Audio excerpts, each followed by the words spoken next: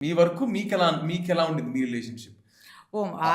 my relation with Tarak was like really rock solid. ఆ గొడవలు లేని రిలేషన్ ఉంటది అని ఎక్స్‌పెక్ట్ చేయకు. We are not that ideal couple. Yeah! No, I can't say we are the ideal couple. We did have our fair bit of challenges.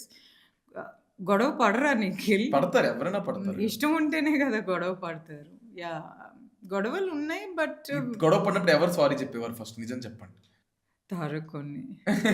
నిజంగా మీరు తారక్. చెప్పేవారు గాదా?